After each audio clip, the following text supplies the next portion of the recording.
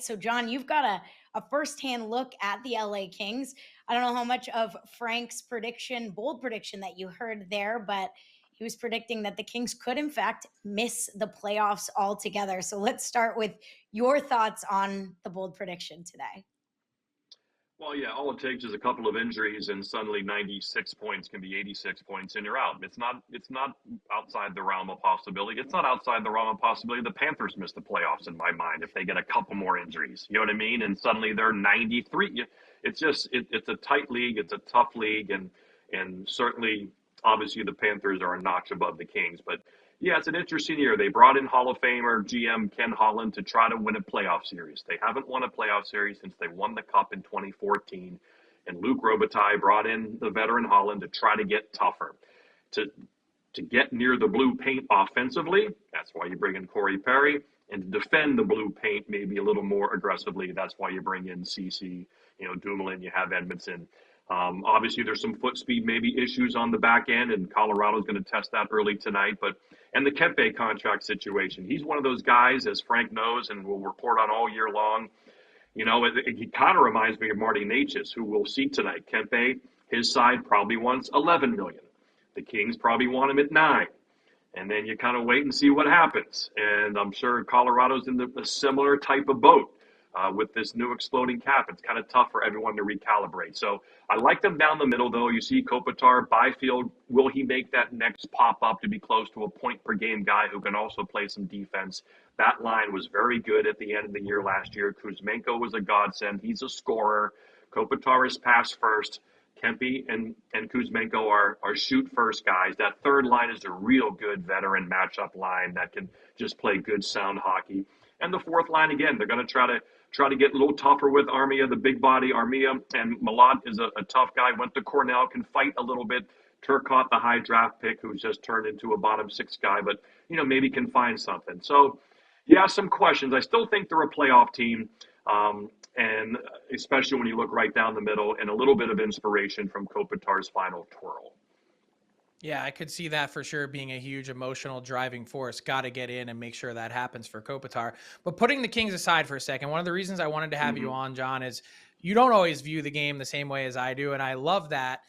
Give me your surprise team this year. Like, who do you have an eye on that no one really seems to be talking about that you think could have a really strong year? Yeah, I don't really, I just think there's so many in that mix, whether it's, I like your Montreal pick. I'm kind of on Montreal. I'm a little bullish on them to continue to grow and to maybe add at some point. I would not be surprised if Montreal made the playoffs. I'm right with you there. Boston will probably not make the playoffs. Can Columbus be that team that can become a 95-point team? Maybe. I could see that as well. So I don't really have someone this year, Frank, that really jumps out at me. Montreal would probably be my boldest pick to kind of piggyback on you. Other than that, I'm kind of looking more towards the other direction. Like I said, I'm a little worried about Florida those first 10, 20 games. Everyone talked about how Barkov is underrated all those years. They seem to be now underrating his absence. The two should go hand in hand. Can you imagine taking some of these big-time players off of their current teams and like Florida losing Barkov and not having, obviously, Tkachuk for a while? Now, I know they have excellent Reinhardt's an excellent all-around player, but that's a big notch. And so you don't want to start the season, 4-6. And then after that, you don't really want to start at, 8-11 in 1 or 2. I'm kind of keeping an eye on that and those upper echelon teams and how they get off to a good start as opposed to the bottom. We have the bottom 5 are probably set, San Jose, Chicago, Pittsburgh, Nashville. Someone always sinks a little bit lower. Someone goes a little bit higher. But other than that, it's more about, the opportunity for teams in the East with the Barkov injury. Can Carolina finally get there now? Is this the team that can get them to the finals? Is this the year for them? I think it's a big opening for them in Tampa now to maybe squeeze one in if Barkov can't come back for the playoffs. I think he could. Look at Stephon Diggs, who tore his ACL, looking great for the Patriots in football right now, less than, So, 7-8 months, Barkov might be able to make it by April and be back. I wouldn't be shocked if that's the case. So we'll have to wait and see there. But, yeah, right now I'm looking at the upper echelon teams first early than I am a surprise team outside of, as you mentioned, Montreal, and kind of rooting for Columbus. Didn't quite do it last year. I kind of root for that market and that city, and I'd like to see them. I'd rather see them in than maybe, a team that's been there a lot recently, but there's going to be a first round exit. All right, I'm writing that down. Ohio guy rooting for Ohio guy. Columbus. I know, wearing a Red Wings shirt. I know it doesn't make sense, but I love the T-shirt, the old school Olympia. You're all over the map with that today. I Hey, am. John, That's my brain. That's a perfect picture of my brain, all over the map. we've talked a lot in our show and a half about the Edmonton Oilers and Connor McDavid. Yep. Frank's prediction was that the D-core is the best of the McDavid era right now. And I asked him what he thought the ceiling would be for the Edmonton Oilers. What do you think there? Do you think it's another dance at the Cup final and they find a way to get it done? Where do you think they end up in their division? Yeah, the division's tough. Obviously, the Kings, who I have again tonight, they've lost 4 straight years to them.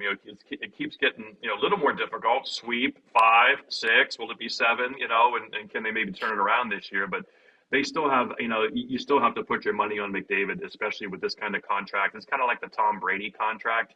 When Brady always took less from the Patriots to build a better team around him, then finally at the end he had enough and just kind of cashed in with Tampa, and and I really think this is really a 2-year contract for McDavid and Edmonton, not a 3-year. After 2 years, we'll see where they are. Then you force the trade in the summer before year 3, because he'll want Edmonton to get something. He'll either sign the 7-year extension then or get traded. And after 2 years, I think, because it would benefit Edmonton to get something for him. And yeah, that his legacy is a #1 overall draft pick. He wants to bring that city a championship, and he's going to give it 2 more years, I think. And then reassess. And if he wins one, maybe he'll sign a 7-year deal. Or maybe he's like, this is a good time to start something fresh for my 30s, for the second half of my career. Plenty of great players have played with more than one team. You don't have to do it. Willie Mays once wore a Met jersey, and other, Ray Bourque wore an Avalanche jersey, and it happens. It's not a huge deal. It's nice, but I don't think it's a big deal as much anymore. Or it's always happened. Like I said, Babe Ruth played for 3 teams. So I do think it's a 2-year trial run for that organization, that owner, because I don't think he is sold on the whole operation there from top to bottom. I really don't. And I know he respected when Kenny Holland came in and tried to clean that thing up and try to give the organization some structure and some direction and some seriousness and some hockey first mentality. I know he loves the buzz of playing at Edmonton. It's a great place, and that's an awesome way to go to the rink every game with those amazing fans. I think it's the best arena in hockey. It's my favorite to go to. It's like a Mercedes S-Class, awesome building with great fans. But yeah, I think it's a 2-year trial run. I think it's very interesting. The team is good enough to go back. It's hard, though, making these deep playoff runs. We see the injuries happening to Florida as a result of going to 3 straight and winning 2 straight. This could start happening to Edmonton. These injuries, the more you play, you saw it with Hyman, and every surgery, every little nick kind of takes away your overall production as a player. It just happens as these guys start to approach their 30s now. So you want to get it. It's a young man's sport in a lot of ways, and you want to get them while you're young because it's tough to chase them later. So I take it then, buy into the idea that the amount of high leverage hockey that these guys have played, both in Florida and Edmonton, I want to remind everyone it's not just the runs in the Stanley Cup playoffs. Throw in 4 Nations face-off. Now this year you've got the Olympics, and Draisaitl is going to get a taste of what that high leverage hockey is like, trying to carry a country to a medal. That this is all those things, whether you're in Florida, Edmonton, Tampa, they experienced it a little bit after going to 3 straight finals themselves, that really has a compounding effect on your ability to be at your best. It does. But again, as you go through if Edmonton plays LA again this year, you could see them winning. If they played Vegas, tougher, but still could kind of see them winning that series. And then obviously, if it's Colorado, if it's Dallas, what about that? We saw what they did against Dallas last year. And Colorado, again, we'll see what happens with their team. Obviously, the top 6 looks good this year, but can Landeskog make it all the way? Will that bottom 6, can they get something out of that? And, everyone has questions, but yeah, I would not be shocked to see Edmonton get back there again, even though we just talked about how difficult that road is. They still are the favorite. I think you would call them the favorite. The age still kind of lines up. A little bit older team. But they're going to try to infuse some youth, which you have to do in the NHL. They're going to give it a shot. Gavin Brindley's playing for Colorado tonight. His second NHL game, had a good camp.